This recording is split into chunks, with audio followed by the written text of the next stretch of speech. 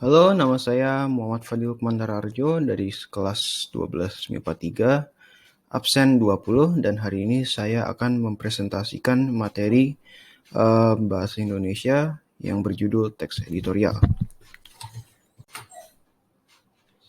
Jadi kita mulai dengan definisinya. Jadi apa itu teks editorial?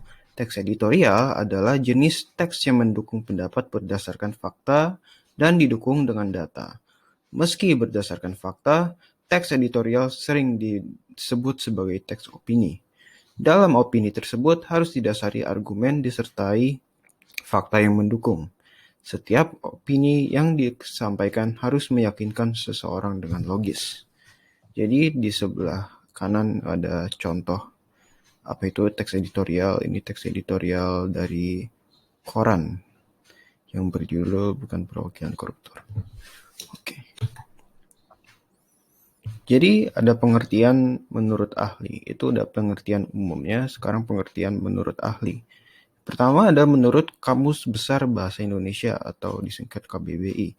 Menurut KBBI, teks editorial merupakan sebuah gagasan, ide atau pendirian seseorang yang mereka tuliskan sesuai kaidah kebahasaan teks opini. Sehingga tulisan yang mereka sampaikan dapat memberikan dampak bagi seseorang yang membacanya. Kedua, ada menurut Ja'far H. Assegaf.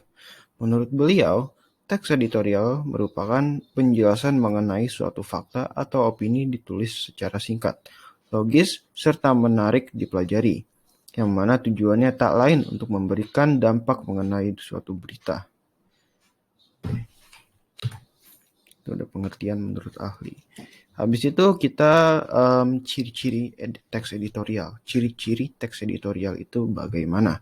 Jadi pertama, ciri-ciri teks editorial itu ada topik tulisan teks editorial selalu hangat atau selalu berkembang dan dibicarakan secara luas oleh masyarakat dan serta bersifat aktual dan faktual.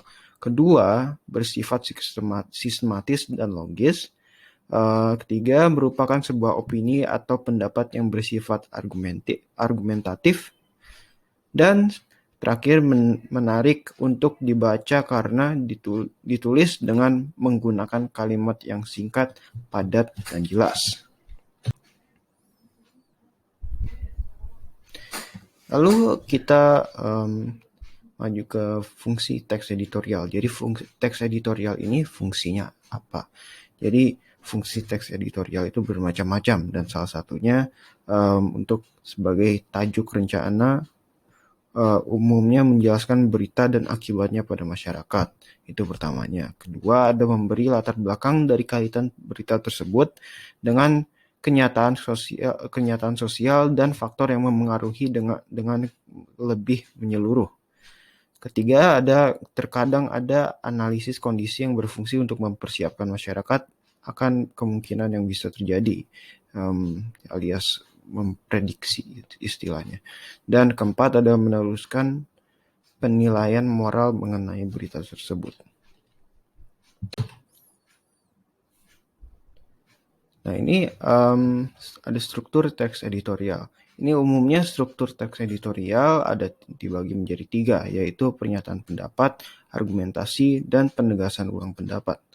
Pertama, ada pernyataan pendapat. Pernyataan pendapat itu adalah bagian yang berisi sudut pandang penulis tentang masalah yang dibahas. Biasanya berisi sebuah teori yang akan diperkuat dengan argumen.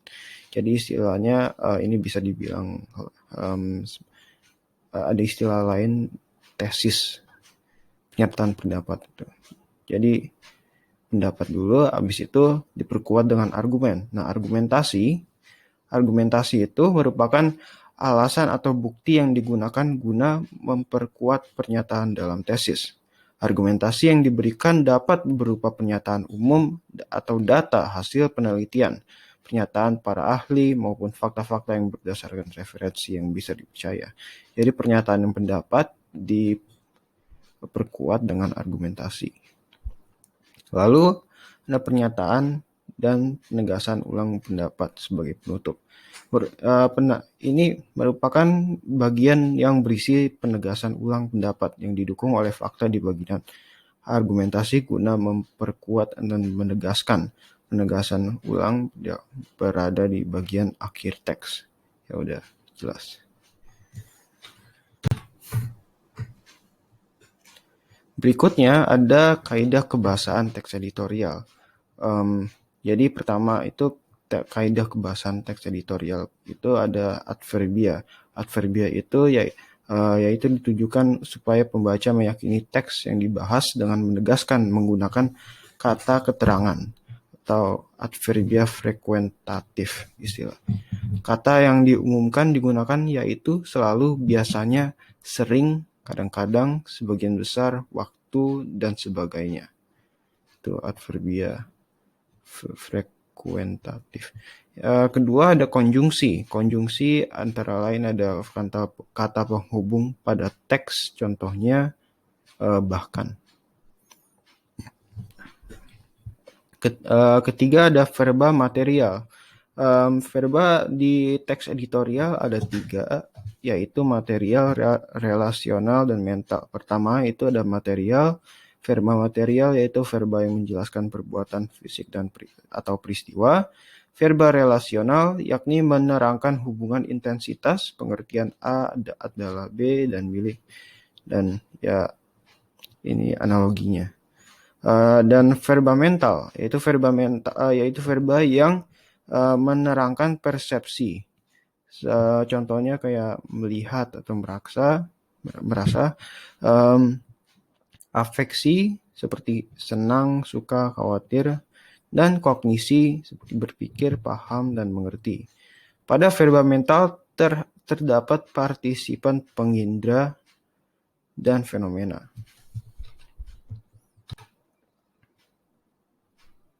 Nah, setelah kita membahas teks, setelah kita membahas isi-isi dari teks editorial, kita menanyakan apa manfaatnya teks editorial bagi kita. Jadi pertama, manfaat dari teks editorial ada untuk menyampaikan berita atau informasi kepada para pembaca, itu pertamanya. Yaitu kedua, untuk memberikan motivasi untuk pembaca. Ketiga, teks editorial terkadang dapat menggerakkan pembaca agar mau bertindak. Dan keempat, untuk mempengaruhi pemikiran si pembaca. Oke, dari isi, dengan kita udah mengetahui teks editorial isinya seperti apa, kita melihat contoh teks editorial seperti apa. Jadi ini sebuah contoh teks editorial. Kita strukturnya sudah jelas. Jadi pernyataan pendapat. Jadi pernyataan pendapat ini tentang Dewan Perwakilan Rakyat menuai polemik di masyarakat. Jadi tentang kritisasi Dewan Perwakilan Rakyat. Habis itu ke struktur argumentasi, yaitu ada pernyataan-pernyataan dari ahli, yaitu pertama dari Direktur Eksekutif Foxpol Center.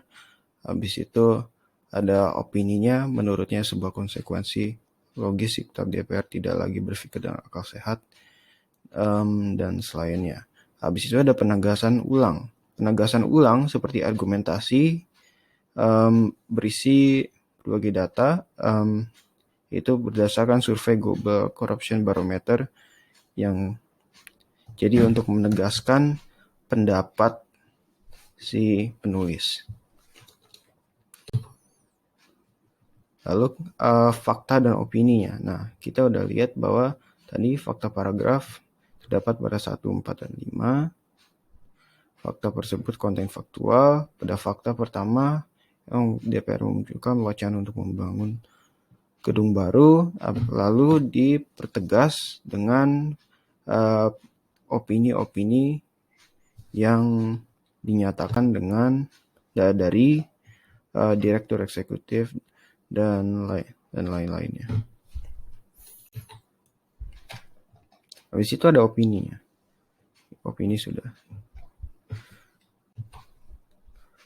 Oke, sepertinya itu sekian dari presentasi bab teks editorial. Kurang lebih mohon maaf. Sekian dari presentasi tersebut. Terima kasih.